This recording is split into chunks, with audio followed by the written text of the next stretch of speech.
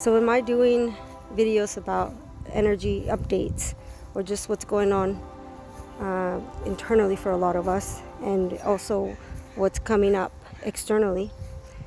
I'm realizing how uncomfortable a lot of us are feeling right now, including myself. I'm realizing how much energy is moving through us, around us, from us. So a friend, a sister, was telling me that she felt like she was going through another death, and it really resonated with me because that's exactly what it's been feeling like. Like there's things that are going on for different people right now, endings that are coming that maybe we're having a hard time letting go of. It could be out of comfort, it could be out of fear, it could be out of not trusting. And I was also talking to another dear brother yesterday about how we were talking about the process of being birthed, how difficult it can be, even just for the child, right? The baby, having to go from a warm, comfortable space to a cold place where you start getting poked with needles, a little bit after you're born, they put crap all over your eyes. and then you get taken away from this, from your mother, from this beautiful, warm, enclosed space, and you're in the waters, and you're always hearing your mother's heartbeat, and then you get taken away from that, and it's not easy. It's not easy for the mother. It's not easy for the child, right? And so a lot of us are going through a symbolic death of who we were, who we thought we were, our old lives. And we're at the same time being reborn. And so we're not just experiencing the letting go, but we're also experiencing, so not just the death, but also the birthing process.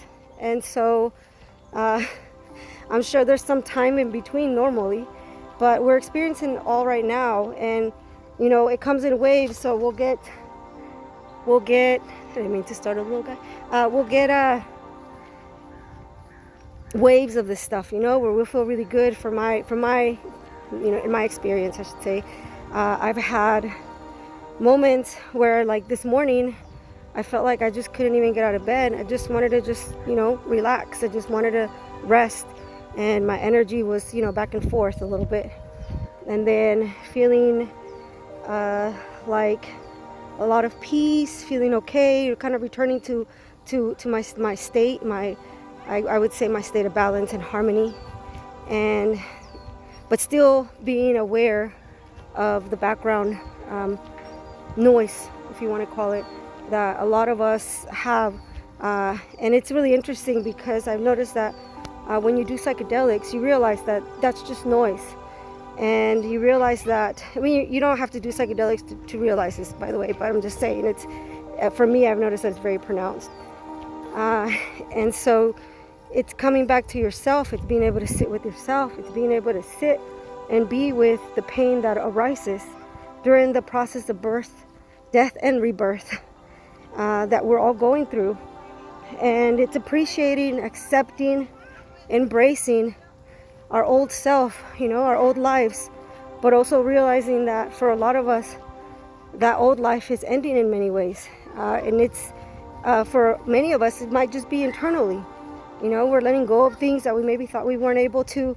We're seeing things with more clarity. We're understanding our perspective and our scope. I almost try to combine those words. They are becoming wider and more all-encompassing, more loving, more understanding. Our connection and our knowing is growing. A lot of us are going within, and that's the gift of suffering that I like to remind you all of, is that suffering is also a catalyst. And through the suffering, sometimes we go through metamorphosis, right? And we become something else, and we can, we get our wings and we fly. But it is through that suffering, sometimes through those lowest points of our lives, that we reach out for help. We reach out within. Many people will reach out for God, right? And as much as we think of spirit as being above, God as being above, God, source, spirit, universe, is also within. And so when we reach out for God, we're also reaching within for our own essence, for our own spirit to come through and commune with us, communicate with us, give us guidance and wisdom and love. And to me, that is, I get fired up when I start talking about it, because I wish that I could show, I could remind all of you how beautiful it is, how wonderful it is. And I myself know that, and I'm there. I'm always there. I've never left it, and neither have any of you. But even through that, I still have the experience of having the dread in the background, and having, the fear of moving forward, the experience of being human and the beauty of it,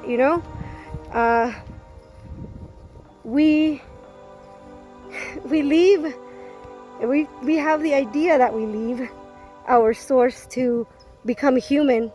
And the irony is that we've never left our source. We've never left home. Spirit is here within us, but also all around us. Everything that you see is made of spirit. And that's why I say everything and everyone is holy and sacred. At the same time, everything, and there could be things that are profanities. There could be things that are that you would say are evil or are dark.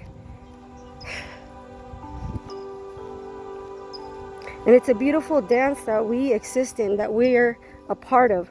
And we come here and we forget. We forget who we are. We forget where we came from. We forget that we actually haven't even left it. And we feel lost, and we suffer, and we feel afraid, and we don't trust. And that's all part of the human experience that we're having. And that itself is holy and beautiful, whether it be true or not, whether it be the absolute or not. Our suffering, our tears, our vulnerability, our joy, our love, all that we are is so beautiful. And we try to run away from it because it hurts too much, and I get it. I'm right there with you guys. I know it hurts. It hurts so much that you don't know if you can handle the pain. But I also know that we are stronger than our pain. We are stronger than our fear. We are stronger than our past. And we have no enemies.